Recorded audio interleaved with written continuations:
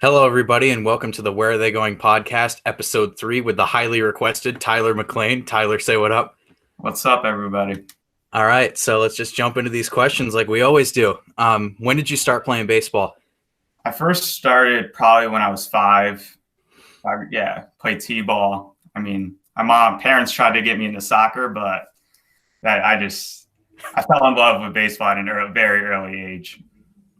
And why baseball over sports like soccer that your parents tried to get you into? Most people think baseball is like a boring sport to play and to watch, but I don't know. Just playing soccer, I just wasn't having a good time. And the moment I stepped on the field when I was first 5 years old, I fell in love with it. Yeah. And what positions have you played over your baseball career? Normally just middle infield. When I was younger, I played outfield, but I transferred over to like second and short when I turned 12. And what do you love about second and short other than the other positions? I just like being in control of the game. Like shortstop, second, they're in charge. Like they tell everyone where to go. Like you got to be vocal, and I like that. Mm-hmm. That and behind the plate, I think, are the two biggest positions that you got to be vocal in. Yes. Advice to younger baseball players: just to embrace the struggle. Like you're gonna have bad games. Like don't let it bring you down or like make you want to quit. Just keep working hard, and good things will happen eventually. What other talents do you have outside of baseball? I like to think I'm a pretty good basketball player. When I was a freshman at North Haven High, I made the freshman basketball team. I actually played a couple JV games, but when I moved to Amity my sophomore year, I stopped to focus on just baseball and lifting. I also think I'm a pretty decent drawer. I mean, I don't take any classes, but in my free time, I sometimes draw. Favorite pregame meal? Now, this is where you really got to think. Pre-game meal. Post-game, I definitely like Chipotle. Nice Chipotle rice bowl. Pre-game, probably a nice protein bar. Some water. Got to stay hydrated during the game.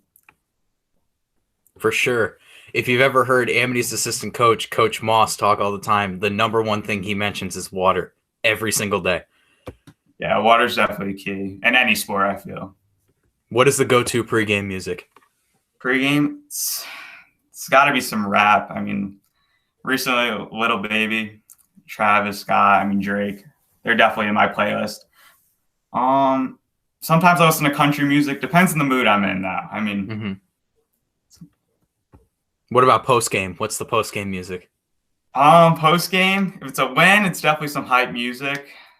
But if we lose, I tend not to listen to music. Just not in the mood for it. Got to focus on what we did wrong during that game. True.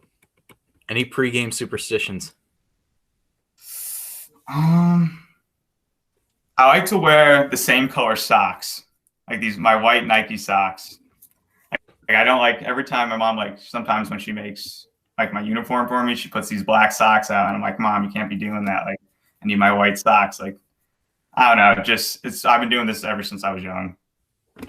Now I have to ask, since you like wearing white Nike socks, how many pairs of white Nike socks do you have? Oh, I go through approximately. Approximately, over 25. I go through a lot because rainy day when it's muddy out. You gotta, washing them could be tough. You gotta keep using them over and over again. Double headers, you got to pack a couple extra. Yeah, a couple extra. Biggest strength in your game? I think it's my bat. I think it's being able to go gap to gap.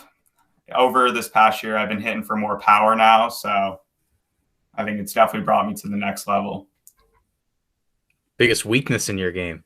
Weakness has got to be my speed. I've been working on it a lot, trying to improve that, but I feel like with the college recruiting process, my speed has held me back from some better offers that I could have gotten. All right, other schools, make sure to watch that and watch T-Mac on the base path. Yes. Favorite MLB team? Now you're probably not going to like this, but the Boston Red Sox. It's better than the Yankees. I'm a Mets fan over here, and I know you're a Mets better for us. I'm a Mets fan, so yeah. But the Red Sox, they've always been my favorite team since I was young.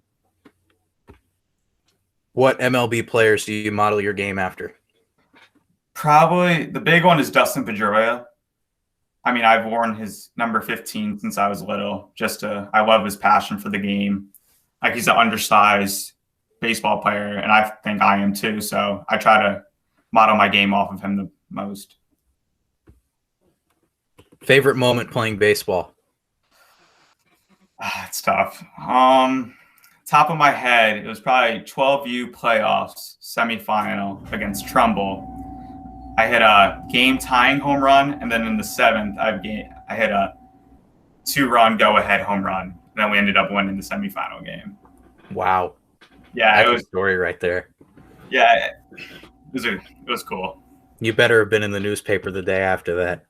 The North Haven paper, yeah. Biggest influence off the field? It's got to be my parents. I mean, they've given me so many opportunities to succeed in baseball that I can't thank them enough. Between waking up early, driving me to 7 o'clock games, or every weekend we're going away to some baseball tournament. They've definitely been there through it all with me.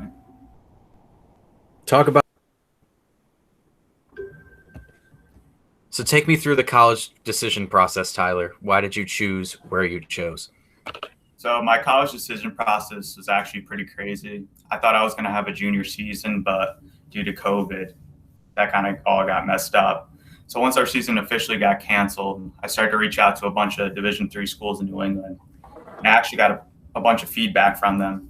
And once they were able to come see me play over the summer, they wanted me to come up and visit their campuses, which I was really happy to. And then I kind of narrowed it down to about 3 schools: Becker, Castleton, and Salve Regina. And I just kind of fell in love with Castleton over the 3. I really like the coach there. I mean, financially it worked out pretty good, and the field is just awesome there. All right, so why end up choosing Castleton over those other 2 schools? Castleton, financially, it just worked out for me the best. I got a lot of academic money, which I was really happy for. And the coach at Castleton, I felt a part of the team right when I stepped on campus there. And not saying I did for the other 2 schools, but the coach kind of made me feel like home, and I could see myself playing there for the next 4 years. Castleton also has free skiing and snowboarding, which I'm getting into now. So that was another major factor that got played into. Do you envision making the MLB? Probably not. No, I mean, who knows? Like, I mean, I'm not. If the opportunity came, I would definitely go for it. But I don't know. I kind of want to be a physical therapist. I was about to ask that as a follow-up. What do you see yourself doing if you don't? Yeah, I really like what Mr. Ronay does, and especially after hurting my leg and my arm, and he's taking great care of me, getting me back on the field. I really like what he does there. Now, that's what I want to talk about next is your arm injury. What was the injury specifically exactly? I actually fractured my elbow. I got hit by a pitch, and then I played on it for a month. So it's probably not the smartest idea, but I don't know. Yeah, that may not be the smartest idea, but seeing you out there in the summer, I was at most of those summer games. You weren't playing horribly through that injury. Like, you could definitely tell something was up, but it wasn't like you were the worst player on that team because of that injury. And that's what I found really kind of cool, that you were still able to be a solid player on the team with a big injury. Yeah, I mean, even though I was hurt, I still want to contribute to the team with whatever I can, which is getting on base. I know we were lacking middle infielders, so if I didn't play, somebody else would have had to come and play second or short, and I didn't want to put that person in that spot, so I just kind of sucked it up and played through it. Yeah. Who do you think will be this season, honestly? I think we have potential to be the best team in Connecticut. I think we have the pitching, the lineup, the defense, the coaching staff. I think we just work harder than anyone else, and that is why we'll have really good success. And then you were at North Haven High, you played baseball over there, I'm assuming freshman year. Yes. What's it different? What's the difference between over there and at Amity? I'm just curious. It's a really big difference. Like at North Haven, like we don't lift during the off season, like as a team, like we do at Amity. There's also not a lot of kids that play baseball at North Haven compared to Amity. I remember my freshman class at North Haven, there was only 11 of us on the freshman team. And like a bunch of us had to go up and play JV because there just wasn't a lot of kids to play. Amity, on the other hand, my sophomore year, our JV team, like we had over 18 kids and a bunch got cut. So it's just crazy, the numbers. And North Haven is the team with that coach who's been around for so long, right? Yes. Right. Hasn't their coach coached for like 35, 40 years or something like that? I think he's around 85 years old or something. He has over 900 wins. He's a big name in North Haven. Yeah, I remember meeting him sophomore year when we played North Haven. And he was definitely a guy who was very fundamentals based, rules based. Yes, he's very old school. And he likes to see baseball played the proper way. Yes, definitely. I can tell he's more of a, you get hits and that's how you score runs, then you put the ball over the fence. Yes, he's definitely a small ball guy. His technique on the game has to be very right for him to be happy.